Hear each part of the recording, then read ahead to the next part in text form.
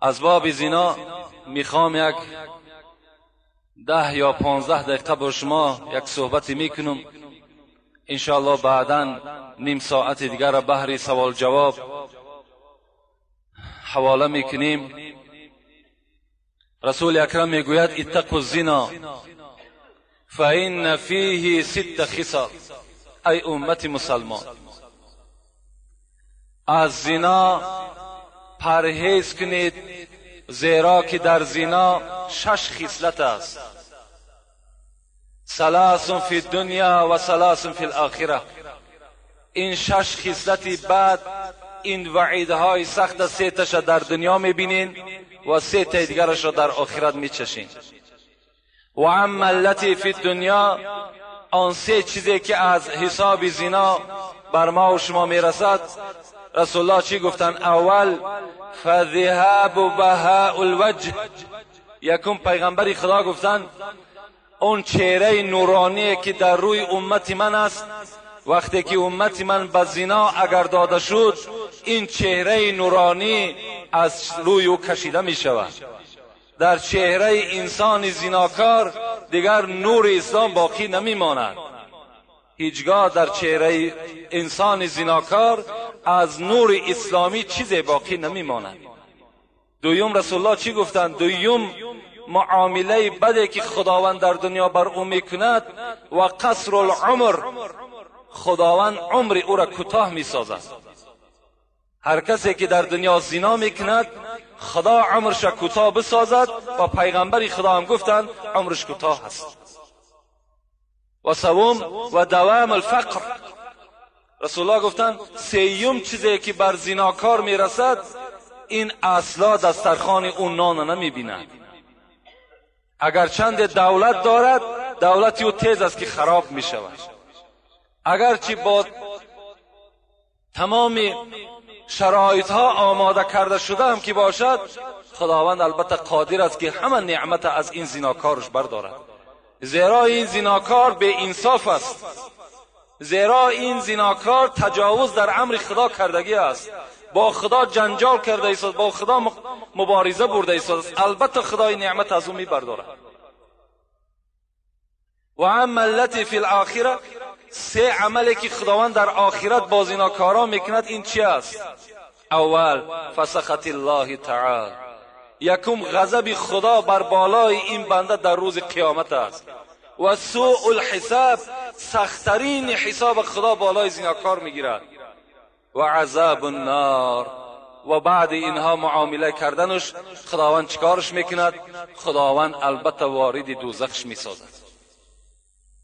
البته این مکافات شخصی هست که در دنیا زنا میکند. شمس الدین ذهبی میگوید در کتابش مکتوبا فی زبور، در کتاب زبور میگد کتابت کرده شده بود این الزنات معلقون بفروجهم فی النار. حضرت میگوید همین زناکارایی که در دنیا زنا میکنند، اینها را خداوند در دوزخش از همین فرجهایی که اینها زنا کردند، از همین موضعشان اینها را کشال میسازد. خب بعداً چیکار میکند؟ یضربون بالسیاط من حدید. اینها را میگد از همین فرجهاشون کشال میسازد و با تیاقهای آهنین همان ملائکه های دوزخ اینها را میزنند. فاذا استغاث، وقتی که من الضرب، وقتی که میگد میزنن این زناکار طلب یاردم میکند، ای ملائکه مرا آزار بسیار نده، وجود من در من شد. این ملائکه دوزخ بر این زناکار چی میگفته است؟ میگفته است نادته زبانیه. همین ملائکه دوزخ میگفته است این کان هذا الصوت و انت تضحك و تفرح و تمرح ولا تستحي منه. این ملائکه دوزخ میگفته است این طلب یاردمی که الحال از من میکنی، آیا نمیشد که همین طلب یاردم در دنیا میکردی؟ در حالتی که تو زنا میکردی میخندیدی، زنا میکردی راحت میکردی، زنا میکردی، معیشت میکردی، ولا تستحی منه، از خدایی که تو را خلق کرد تو از او شرم نکردی، امروز تو با از من یاردم طلب میکنی؟ اینجا جای یاردم نیست دیگه. حضرت موسی گفتن الهی ما لمن زنا، پروردگارا کسی که در دنیا زناکار است او را چی جزا میتی؟ قال الله تعالی البسه درعا من النار لو وزع على جبل شاهق لاصبح رمادا. پیغمبر خدا چی گفتن؟ حضرت موسی گفتن خداوند جواب گفت که من بر زناکار چگونه معامله میکنم؟ یک درعش میپوشانم. درع گفته لباس همون دوزخی‌ها را میگن از آهن است، چنان تفسان است گفت میپوشانمش. اگر همون لباس دوزخی را در بالای کوه از کوههای بلند دنیا اگر بگذارین لاصبح رمادا، قسم به عظمتی خدا که کوه را خاکستر میگرداند. همون لباس زناکار است. لکن از همه ده زنای وزنین ترین پیغمبر خدا با کی گفتن؟ اعظم زنا بالام والاخت و بالمحارم.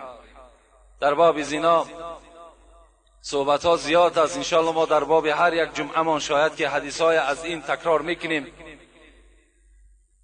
رسول الله گفتن بزرگترین زنا زنای با مادر است و زنای با خواهر و اپه است و زنا با زنی هست که برای تو نکاح و حرام است. این از همه ده وزنین ترین زنا در نزد خدا به حساب می رود. حتی حاکم می گوید و صحح فی حاکم و صحح الحاکم، در صحیح خود حاکم چی میگد؟ من وقع علی ذات محرم فاقتلوه. حضرت گفتن اگر کدام انسانی که اگر با خواهر و اپه و آچه خود وقتی زنا کرد با جز کشتن دیگر او را باید یگان راه نداشته باشد، فقط او انسان قتل کردن در کار. امروز در همین زمان ما و شما شنیدیم، با مادرم شنیدیم، با خواهرم شنیدیم، با اپه هم شنیدیم. برای چی؟ برای که ما و شما پیروی سنت پیغمبر خدا نشدیم. برای که ما و شما آن چیزی که پیغمبر خدا به ما و شما سفارش میدهد، من کان یؤمن بالله والیوم الاخر، کسی ایمانی به خدا دارد، ایمانی به روز قیامت دارد، فلا یخلون بامرأة لیس معها محرم الا ثالثهما الشیطان.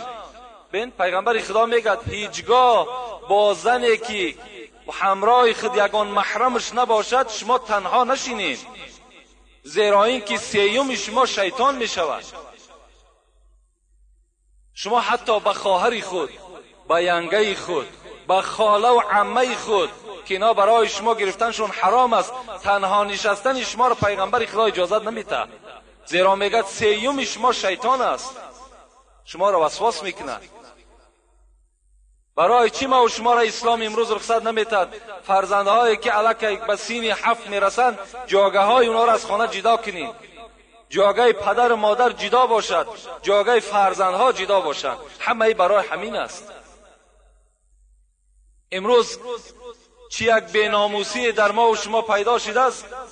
در خانه ما و شما وقتی یک رفیق ما و شما، یک همسایه ما و شما میآید، خدمت دسترخوان ما و شما را زن ما و شما میکند. این در کجاست آخه؟ همین ناموس است.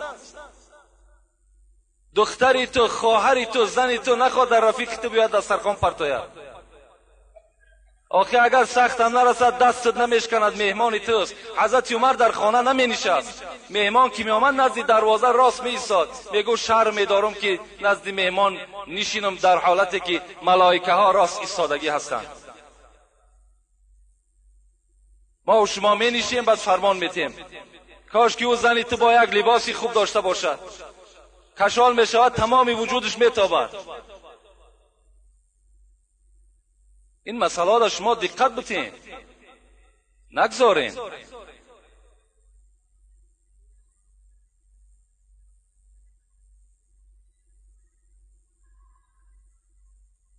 ام سلمه زن پیغمبر خدا بودن. حدیث روایت میکنن که من همراه میمونه بودم، میگه زن دیگری پیغمبر خدا.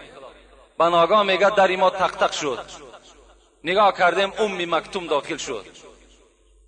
رسول اکرم میگه در حال بر من گفت سلمه و میمونه از جا خیزین، حجاب کنین، روی مالها بالای سر پرتایم، پیشای برا محکم کنین. میگه سلمه میگه گفتم الیس هو اعمى؟ پیغمبر خدا مکتوم نابینا هست، چشمهاش نمیبیند. برای انسان نابینا حجاب کردن ما چی لازم است؟ وای ما را نشناسد، وای ما را نبیند. متن حدیث ما بر شما گفتم. حضرت میگه گفتن ای سلمه در اصل مکتوم نابینا هست، شما را نمیشناسد، لکن شما نابینا هستین، لکن شما مکتوم نمیشناسین. یعنی شما بینا هستین، شما میشناسین. نابسته وای بینا هست، نابینا هست، شما چیکار کنین؟ شما سطر اسلامی را نزد او کس رعایت کنین. برای آدم نابینا رسول اکرم زنهای خود امر به حجاب کردن. امروز آدم بینا میدراید، باز این آدمایی که بعضی هایش که مثال در بعضی خانه مهمان میشود، خدا داناست که مثال وجودی او چگونه است. از این خاطر در این مسئله سخت با دقت باشیم. اگر ما و شما نخواهیم که در بزرگترین زنا یا در پسترین زنا مبتلا شیم، این چیزهایی که از پیغمبر خدا بر شما گفتم رعایت کنیم، انشاءالله ما و شما فردا در زیر بیرق زناکارها سر نمی برداریم. شرمنده باد همون فرزند، همون جوان، همون مسلمانی که فردای قیامت در زیر بیرق زناکارها سر می بردارد. به خدا قسم عمر شما بسیار کوتاه است، شما شرمنده میشین. شما به همین یک چهره خجالتی خودتان، با چشمهای همین شکسته خودتان به طرف رسول اکرم نظر کردن نمیتونین. حرام با چهره شما به سوی پیغمبر. پیغمبر نظر رحمت هم به سوی شما نمیکند. پیغمبر کسی را شفاعتگر است که در جاده شرعی پیغمبر است. پیغمبر هم کسی را شفاعت میکند که طبق حدیث پیغمبر خدا رفتار میکند. شما نماز میخوانین، زنا را میکنین، نماز میخوانین، عرقخوری میکنین، نماز میخوانین، تویهای فساد میکنین، پس فردا باز طلب شفاعت کردن این خودش عیب است. در یک انسان خیانت کو حسان برای یاردم طلب کنین، این چی معنی دارد؟ سوره مؤمنون اگر تفسیر قرطبی را تماشا کنین، الزانی لا ینکح الا الزانیه، همین سوره مؤمنون است، آیت 14 است. والله علم همین آیت تفسیر قرطبی را حضرت چی میگه؟ میگه من زنا، کدام مردی که اگر زنا کرد، فسخ نکاحه بینه و بین زوجتی، نکاحش بین خودش بین زنش بریده می شود. کدام مردی که اگر در تفسیر قرطبی، در تفسیر همین آیتی که الزانیه لا ینکح الا الزانیه، در تفسیر همین در تفسیر قرطبی میگد که اگر کدام بچه‌ای که یا کدام زنی که اگر در زنا مبتلا شد، در حال نکاح او بریده می شود. هر فرزندی که از اینا میاد همش حرامی هستند. اختیارتون کدام راهش که انتخاب میکنین. آن چیزی که بر من مسئولیت بود در همین 2 جمعه باشم شما رسانیدم. انشاءالله باوری دارم که فردا من در پیشگاه خدا جوابگر نیستم. در همین قومی که البته گوش کردن و شنیدن.